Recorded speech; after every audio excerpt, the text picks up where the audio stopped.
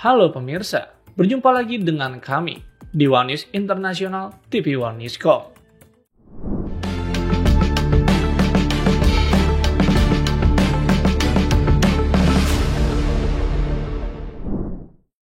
Cina nyatakan dukungan kuat negaranya dalam pembentukan zona bebas senjata nuklir di Asia Tenggara, menegaskan komitmen Cina tidak akan menjadi pihak pertama yang menggunakan nuklir demi menjaga perdamaian regional.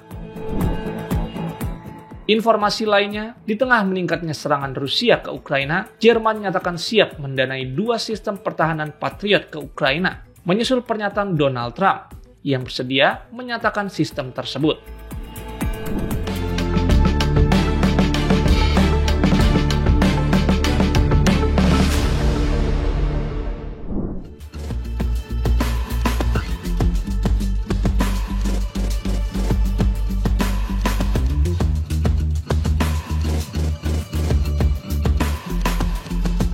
Cina menegaskan dukungannya terhadap pembentukan zona bebas senjata nuklir di Asia Tenggara sebagai langkah penting dalam menjaga perdamaian dan stabilitas.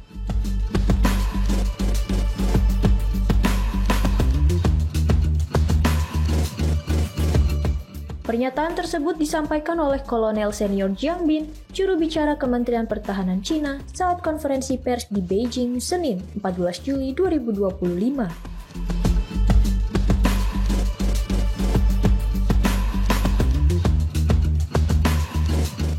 Jiang menanggapi pernyataan Menteri Pertahanan Filipina, Gilberto Teodoro Jr., yang mempertanyakan keseriusan Cina dalam mendukung zona bebas senjata nuklir.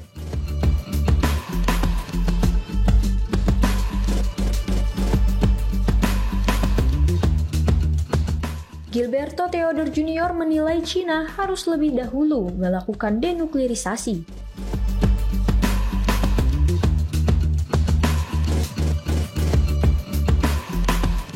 Menurut Jiang, pembentukan zona ini sangat vital untuk melindungi kepentingan keamanan dasar negara-negara ASEAN.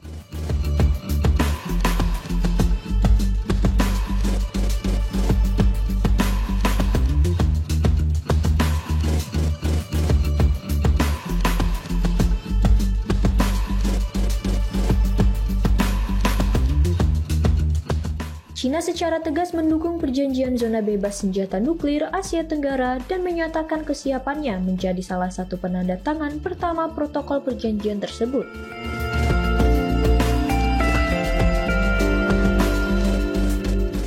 Selain itu, Cina setuju tidak menggunakan senjata nuklir terlebih dahulu dan berkomitmen tidak akan menggunakannya kepada negara tanpa nuklir atau zona bebas senjata nuklir.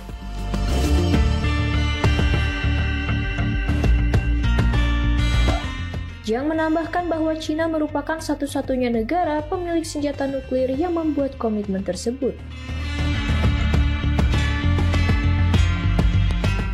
Ia menegaskan bahwa kemampuan nuklir dan kebijakan Cina menjadi kontribusi penting bagi perdamaian dunia yang telah diakui secara luas oleh komunitas internasional.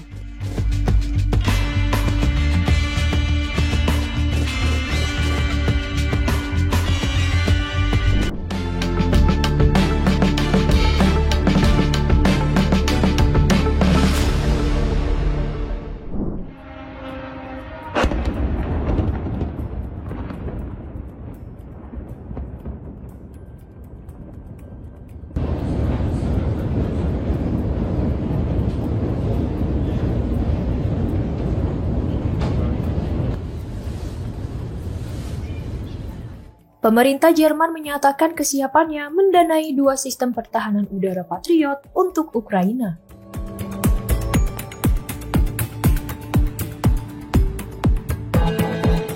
Hal ini disampaikan oleh juru bicara pemerintah, Stefan Cornelius, dalam konferensi pers di Berlin, Senin, 14 Juli 2025. Cornelius menjelaskan bahwa Presiden Amerika Serikat, Donald Trump, telah menyatakan kesediaannya untuk menyediakan sistem tersebut. Namun, detail mengenai jumlah, penyerahan, dan mekanisme pembiayaan masih akan dibahas lebih lanjut.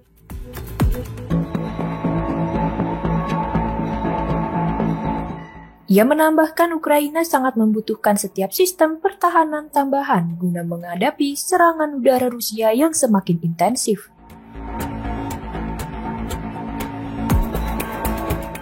Menurutnya, pendanaan kemungkinan berasal dari negara-negara anggota NATO atau Uni Eropa secara individual, bukan dari institusi Uni Eropa itu sendiri. Sebelumnya, Kanselir Jerman mengajukan permintaan 2 sistem Patriot kepada Trump.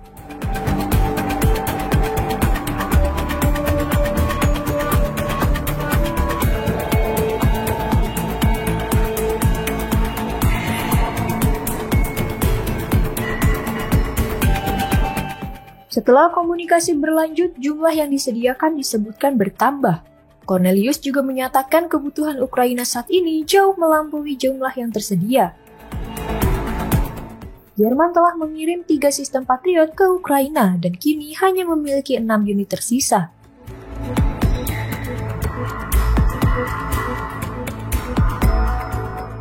Sementara itu, Menteri Pertahanan Jerman Boris Pistorius sedang berada di Washington untuk bertemu dengan Menteri Pertahanan Amerika Serikat Pete Hegseth guna membahas dukungan militer lanjutan. Di sisi lain, Trump telah memastikan bahwa Amerika Serikat akan kembali mengirim sistem Patriot ke Ukraina dan menyebut Eropa akan membiayai pengadaan peralatan militer canggih tersebut. Sementara itu, serangan udara Rusia yang meningkat menyebabkan korban sipil terus bertambah.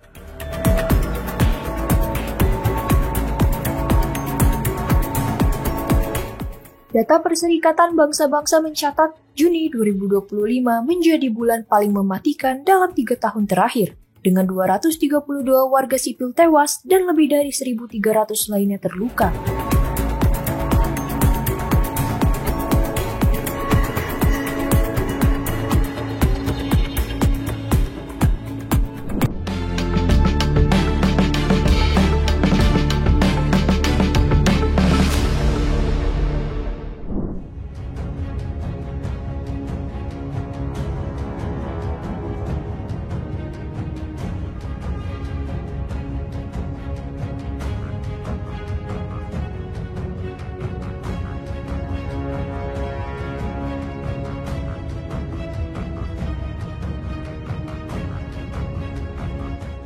Militer Taiwan menggelar latihan tembak langsung pada hari Senin 14 Juli sebagai simulasi pasukannya dalam menangkis invasi amfibi ke Kepulauan Penghu.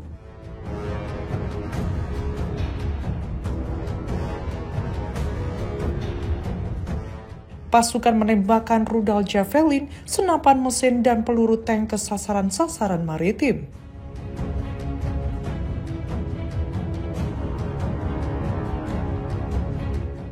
Secara terpisah, pasukan Taiwan menggelar latihan maritim di sekitar Kepulauan Matsu yang melibatkan speedboat, drone, dan mortir.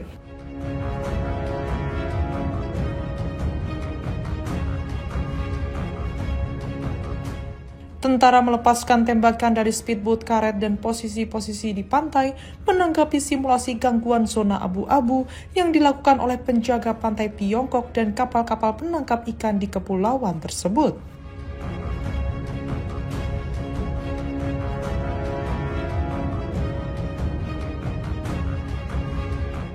Pada Selasa dini hari 15 Juli, pasukan terlihat mengamankan dan mempertahankan sebuah jembatan utama di Taipei.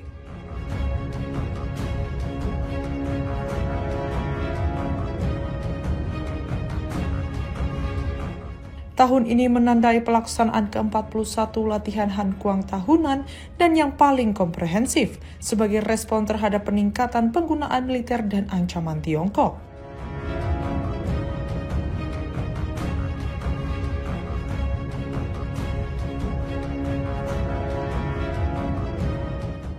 Polisi militer Taiwan menggelar latihan logistik sebagai bagian dari latihan Hankuang tahunannya pada Senin dini hari 14 Juli, menggunakan fasilitas sistem kereta bawah tanah Taipei untuk mensimulasikan pengerahan kembali pasukan dan pasokan.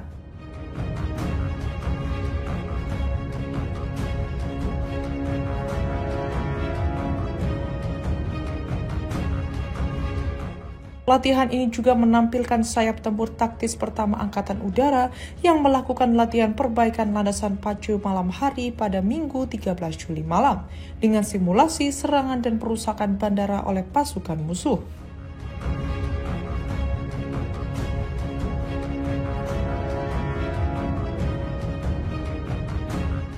Para pejabat senior militer Taiwan mengatakan latihan Han Kuang tidak memiliki naskah dan dirancang untuk mereplikasi kondisi pertempuran penuh, dimulai dengan simulasi serangan musuh terhadap sistem komunikasi dan komando yang mengarah ke skenario invasi besar-besaran.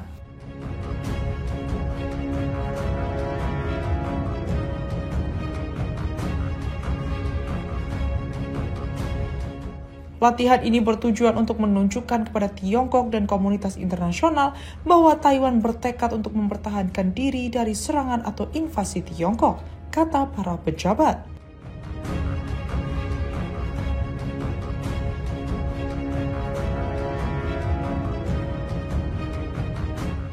Taiwan telah menghadapi tekanan militer yang meningkat dari Tiongkok, termasuk beberapa putaran latihan perang, karena Beijing berusaha menegaskan klaim kedaulatannya atas pulau itu.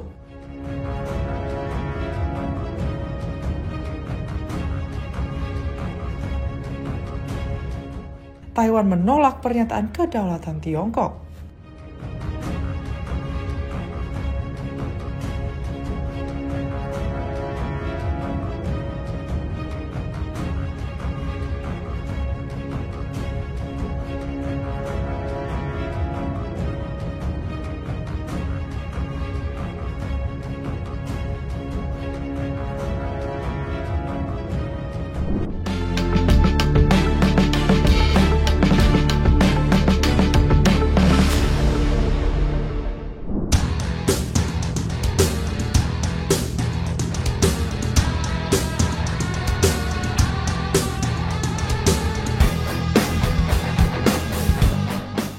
Perdana Menteri Kamboja, Hun Manet, menyatakan bahwa negaranya akan mulai menerapkan kebijakan wajib militer pada 2026 mendatang.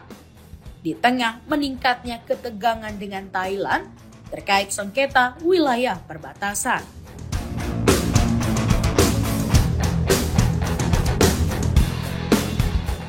Pernyataan ini disampaikan setelah bentrokan bersenjata di wilayah sengketa pada 28 Mei lalu, menewaskan seorang tentara Kamboja.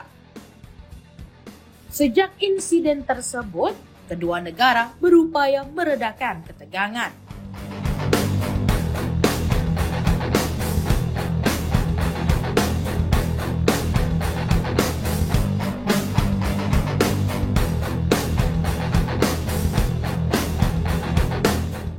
Namun, retorika keras dan manuver provokatif dari kedua belah pihak membuat situasi tetap memanas.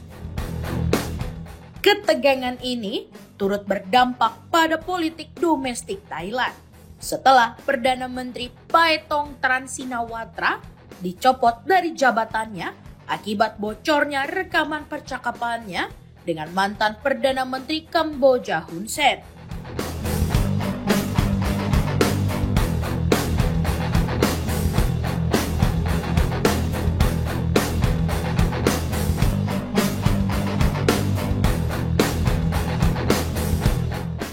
Dalam pidato di depan militer di Provinsi Kampong Chang, Hun Manet menegaskan bahwa wajib militer diperlukan untuk memperkuat pertahanan nasional. Ia menyebut tentara yang direkrut melalui wajib militer dinilai lebih disiplin dan profesional dibanding pasukan sukarela. Meski undang-undang tentang wajib militer telah disahkan sejak 2006, kebijakan ini belum pernah diaktifkan sebelumnya.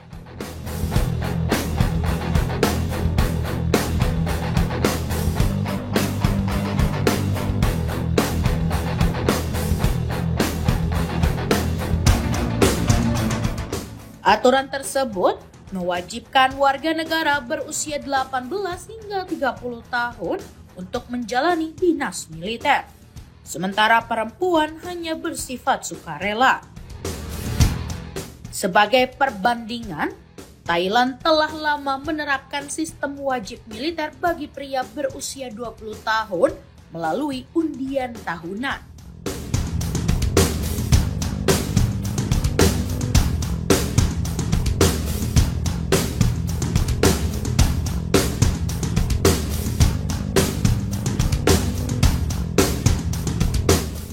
Berdasarkan data World Factbook CIA, Kamboja memiliki sekitar 200.000 personel militer, termasuk polisi militer, sementara Thailand memiliki sekitar 350.000 personel aktif.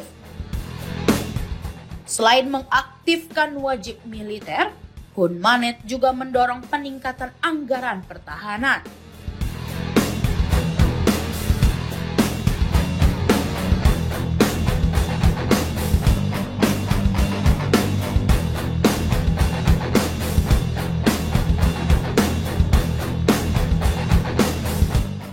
Dari total anggaran nasional Kamboja sebesar 9,32 miliar dolar Amerika Serikat pada 2025, sekitar 739 juta dolar Amerika Serikat dialokasikan untuk sektor militer.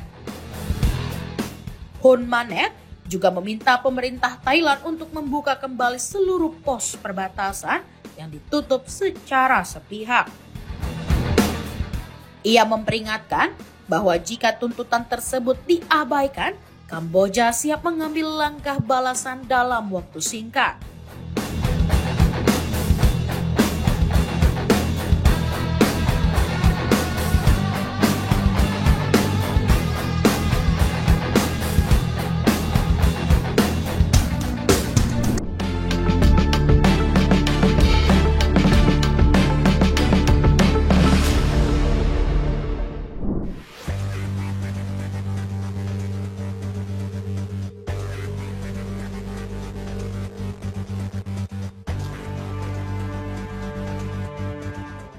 Menteri Luar Negeri Rusia Sergei Lavrov bertemu Presiden Cina Xi Jinping di Beijing pada Selasa 15 Juli waktu setempat. Di sela kunjungannya menghadiri pertemuan Dewan Menteri Luar Negeri Organisasi Kerjasama Shanghai atau SCO.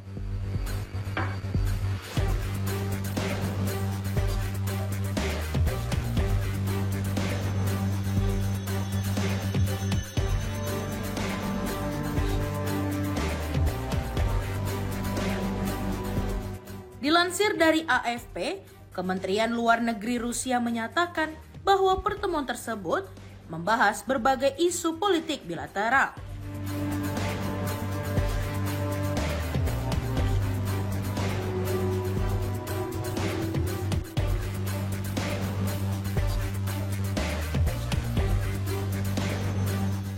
Termasuk rencana kunjungan Presiden Vladimir Putin ke China untuk menghadiri KTT SCO serta peringatan kemenangan dalam Perang Dunia II.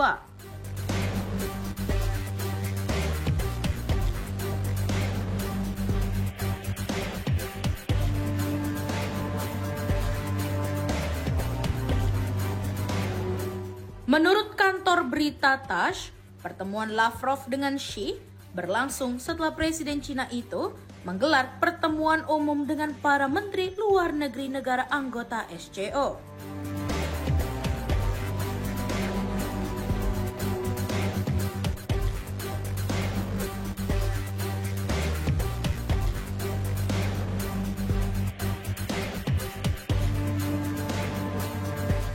Sementara itu, Xinhua melaporkan bahwa pertemuan tersebut Xi menekankan pentingnya memperkuat dukungan timbal balik antara Cina dan Rusia di berbagai forum multilateral.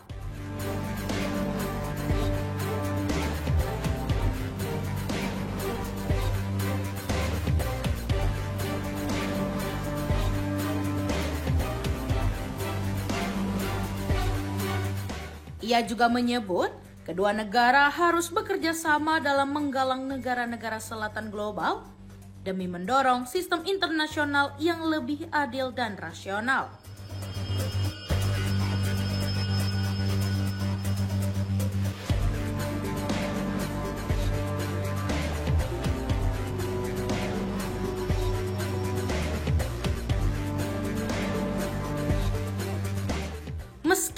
mengklaim netral dalam konflik Rusia-Ukraina, Cina belum pernah mengutuk invasi militer Moskow maupun menyerukan penarikan pasukan dari Ukraina sejak perang pecah lebih dari 3 tahun lalu.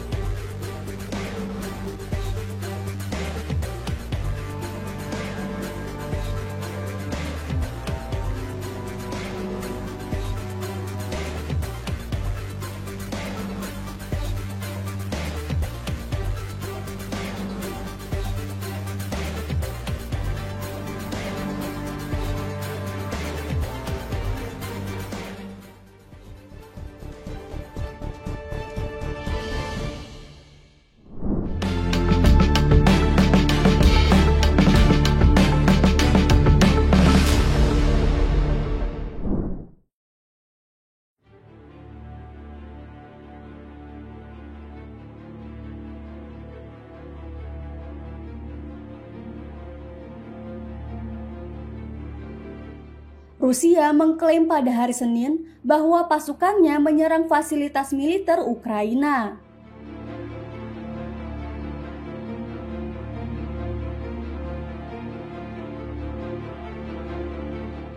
Kementerian Pertahanan Rusia melaporkan selama 24 jam terakhir, pasukan Rusia telah menguasai 2 permukiman dan melancarkan serangan terhadap fasilitas militer Ukraina dari beberapa arah.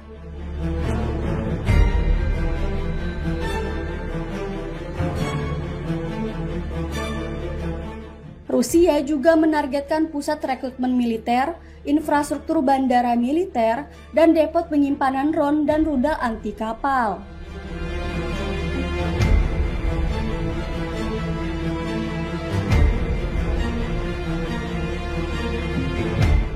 Tak hanya itu, pasukan pertahanan Rusia juga menghancurkan 3 bom udara Ukraina dan menembak jatuh 120 drone.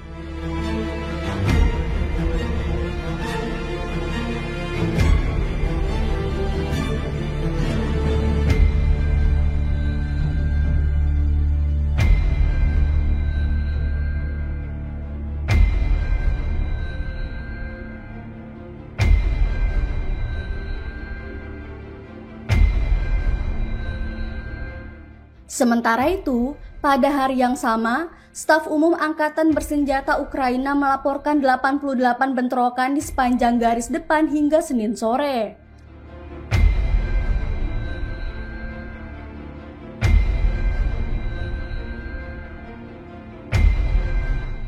Dengan Pokprov dan Liman menjadi area pertempuran utama.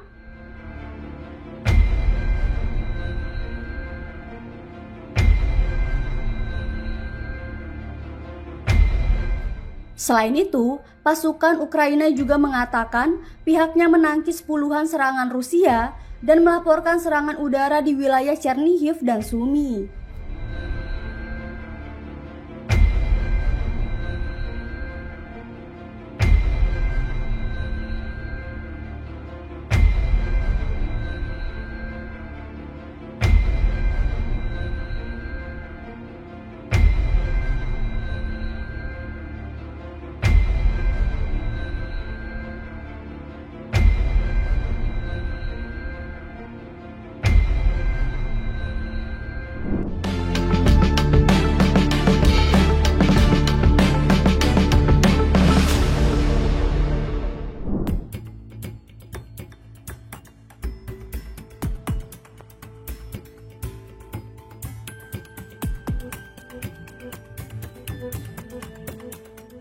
Presiden Ukraina Volodymyr Zelensky menyampaikan apresiasinya kepada Presiden Amerika Serikat Donald Trump atas komitmen Washington dalam memperluas pengiriman senjata ke Kiev melalui negara-negara anggota NATO.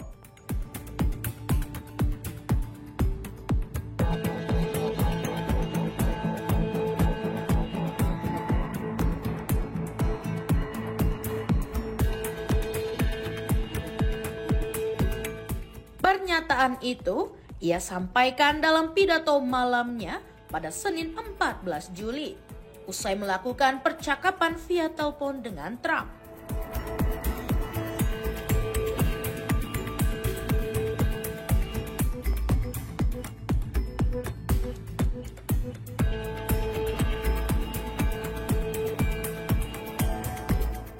Zelensky menyebut pihaknya dan Trump telah membahas sejumlah solusi untuk memperkuat pertahanan Ukraina dari serangan Rusia, termasuk penguatan posisi militernya di medan perang.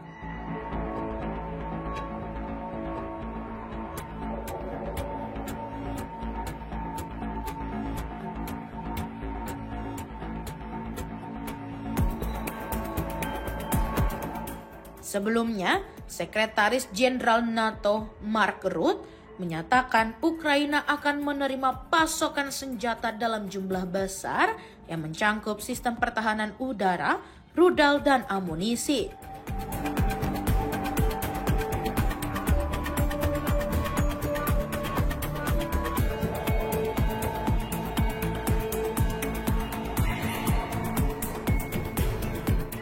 Hal ini diungkapkannya dalam konferensi pers usai bertemu Trump di Gedung Putih pada hari yang sama. Dalam kesempatan itu, Trump menegaskan Amerika Serikat akan memasok sistem rudal Patriot ke Ukraina. Namun, ia menekankan bahwa pengiriman senjata canggih tersebut tidak diberikan secara cuma-cuma.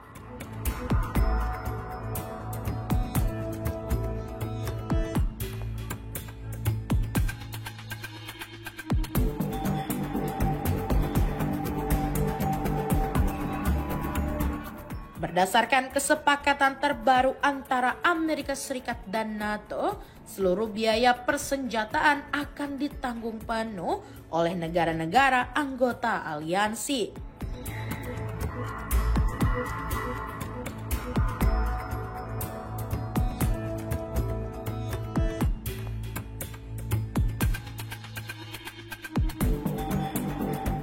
Trump juga menyampaikan ultimatum kepada Rusia agar mengakhiri perang dalam waktu 50 hari atau menghadapi sanksi ekonomi baru.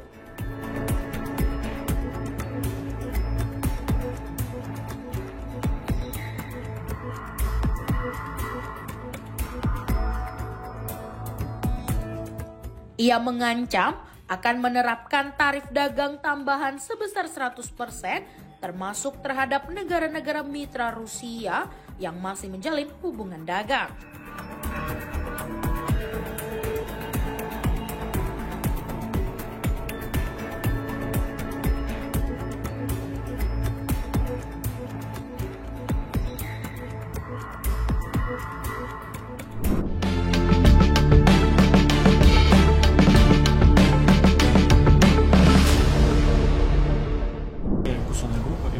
Более 500 военнослужащих в тяжелейших условиях, причем в последний момент вернуться буквально дрона либо на скорости от него убежать, даже по бездорожью.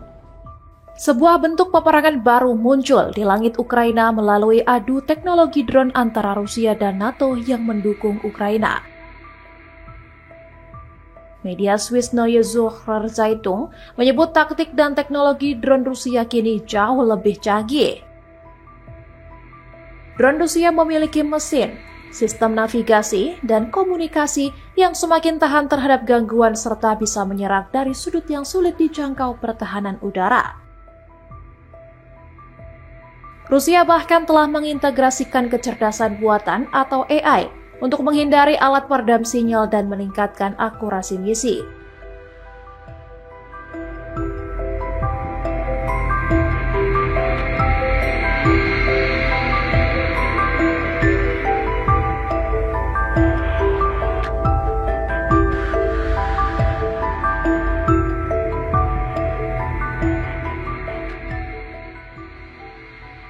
Strategi Rusia juga berkembang dengan penggunaan serangan drone bergelombang serta pendekatan vektor baru yang mematahkan pertahanan udara lawan.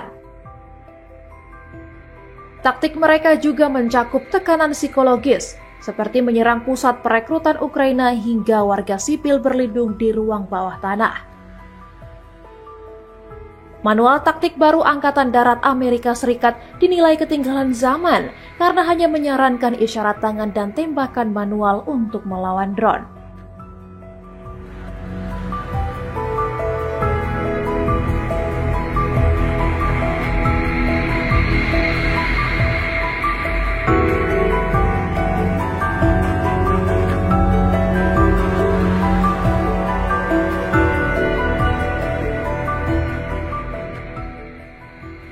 Pasukan Amerika Serikat dianggap kurang pengalaman tempur karena hanya berperan sebagai pengamat dan penyokong teknologi, tidak turun langsung ke medan perang.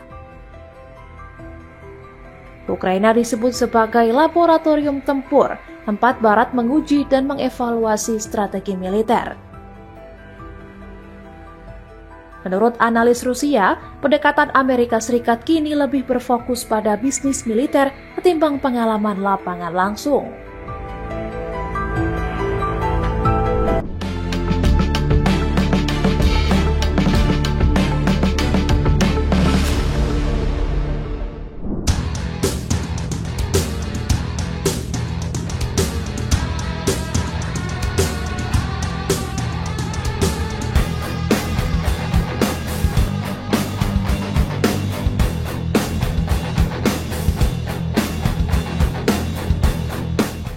Pasukan Rusia terus menggempur fasilitas industri militer Ukraina melalui serangan udara. Kementerian Pertahanan Rusia mengklaim telah menguasai 2 permukiman di wilayah Donetsk.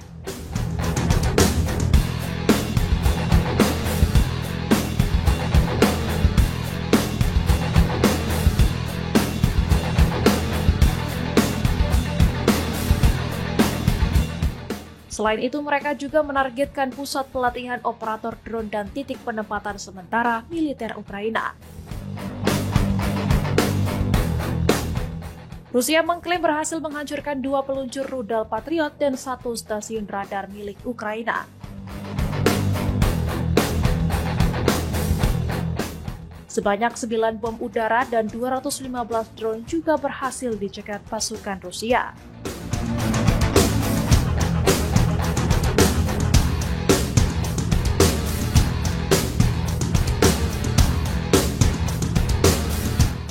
Sementara itu, staf umum Ukraina melaporkan adanya pertempuran sengit di garis depan.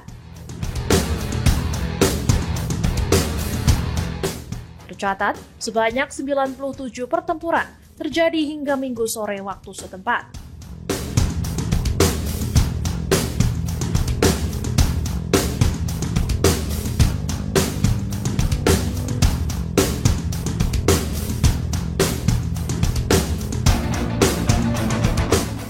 Arah Pokrovsk disebut sebagai zona konflik paling aktif saat ini. Pasukan Ukraina mengklaim berhasil menahan sejumlah serangan Rusia di wilayah tersebut. Kedua pihak sama-sama mengakui eskalasi konflik di berbagai titik pertempuran.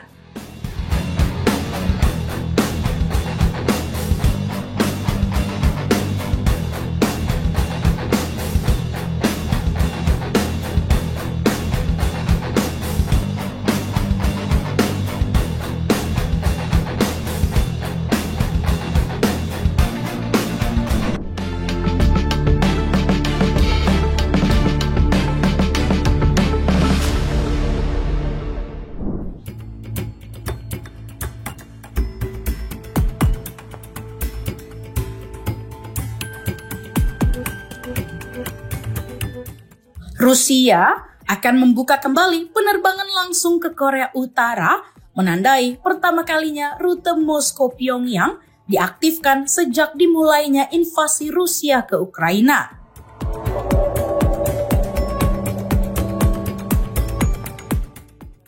Kementerian Transportasi Rusia mengumumkan bahwa penerbangan tersebut dijadwalkan mulai beroperasi pada 27 Juli 2025. Sebagai bagian dari upaya memperluas konektivitas udara antara kedua negara.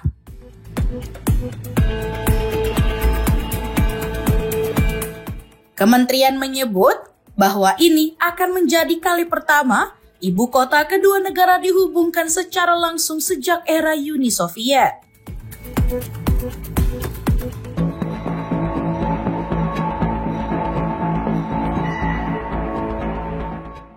Setelah Uni Soviet bubar, penerbangan antar negara tersebut berhenti karena melemahnya hubungan diplomatik dan sejumlah kendala.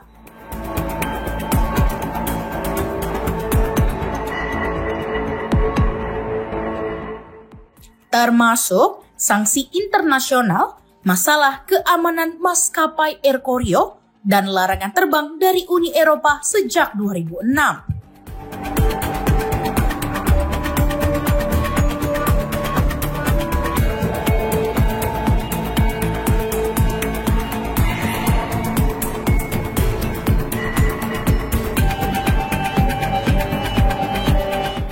Juru bicara Kementerian Luar Negeri Rusia, Maria Zakharova, mengatakan bahwa penerbangan ini mengikuti pemulihan layanan kereta api antara Moskow dan Pyongyang yang dimulai pada Juni lalu. Sebelumnya, penerbangan terbatas hanya tersedia dari Pyongyang ke Vladivostok dan digunakan untuk diplomat serta beberapa turis.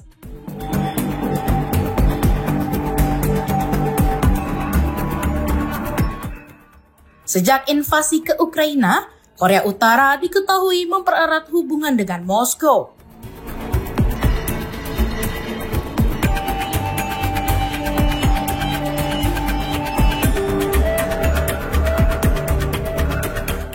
Pyongyang disebut-sebut telah mengirim tentara dan memasok senjata, termasuk artileri serta rudal balistik untuk mendukung operasi militer Rusia di Ukraina.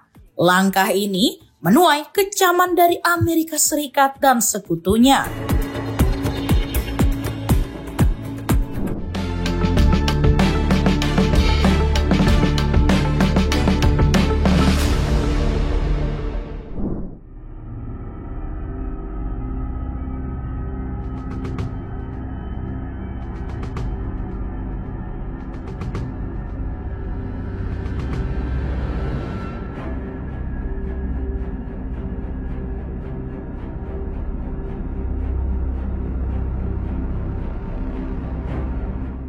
Badan Energi Atom Internasional menyatakan kekhawatirannya atas insiden tembakan senjata di sekitar pembangkit listrik tenaga nuklir Zaporizhzhia, Ukraina. Kejadian yang terjadi pada Sabtu malam tersebut dinilai berpotensi mengancam keamanan dan keselamatan fasilitas nuklir terbesar di Eropa itu.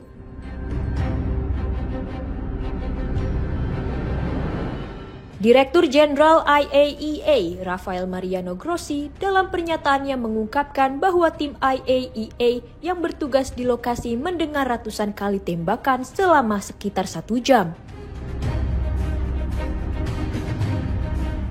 Tembakan tersebut dimulai pukul 8 malam waktu setempat. Ia menilai aktivitas militer di dekat fasilitas nuklir sangat berbahaya dan tidak dapat dibenarkan.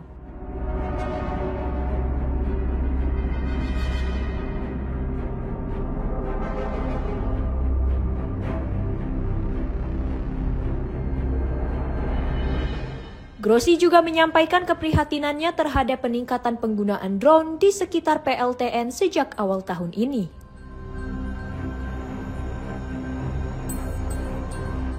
Ia menegaskan bahwa kehadiran drone di zona tersebut memperbesar resiko gangguan terhadap keselamatan nuklir.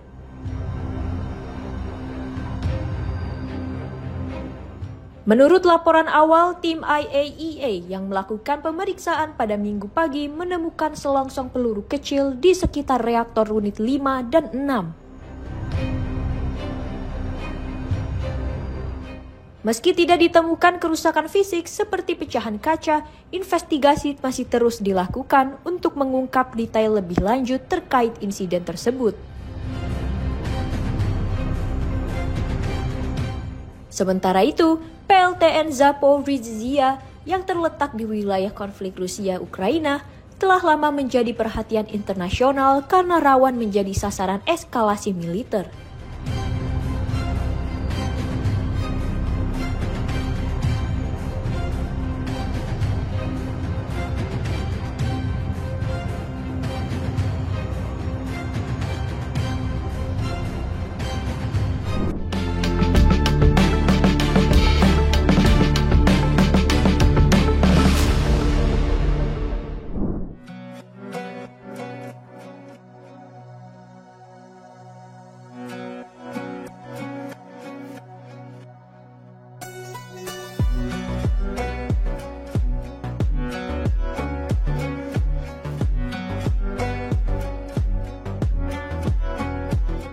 Prancis merayakan Hari Bastille pada Senin 14 Juli 2025.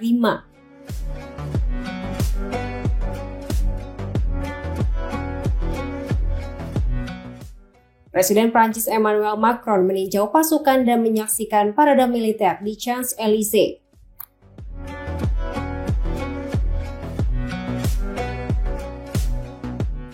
Parade tersebut menampilkan jet tempur dari Armada Angkatan Udara Prancis, kendaraan tempur, serta resimen dari Angkatan Darat, Marinir, dan Satuan Keamanan Sipil. Parade juga dimeriahkan oleh kehadiran anjing penyelamat, kavaleri, dan polisi bermotor.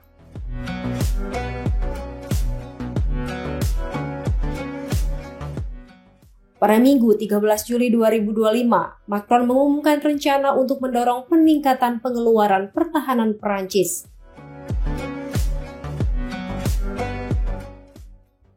Ia berjanji untuk menggandakan anggaran militer pada tahun 2027, 3 tahun lebih cepat dari rencana semula, sebagai respon terhadap situasi geopolitik yang semakin kompleks.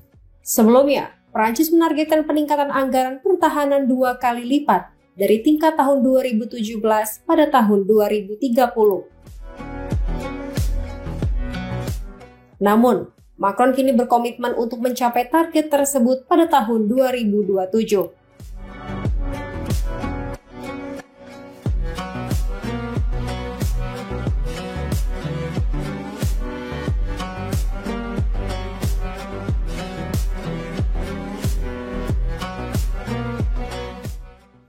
Anggaran militer yang berjumlah 32 miliar euro atau sekitar 37,4 miliar dolar Amerika Serikat pada tahun 2017 akan meningkat menjadi 64 miliar euro pada tahun 2027, dengan tambahan 3,5 miliar euro untuk tahun ke depan dan 3 miliar euro lagi pada tahun 2027. Tamu kehormatan dalam Parade Nasional tahun ini adalah Presiden Indonesia Prabowo Subianto yang hadir bersama pasukan Indonesia.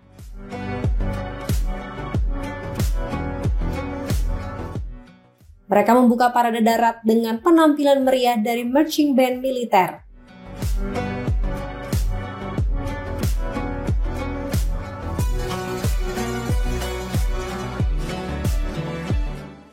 Hari Bastille memperingati penyerbuan penjara Bastille pada tahun 1789, salah satu peristiwa penting dalam revolusi Prancis.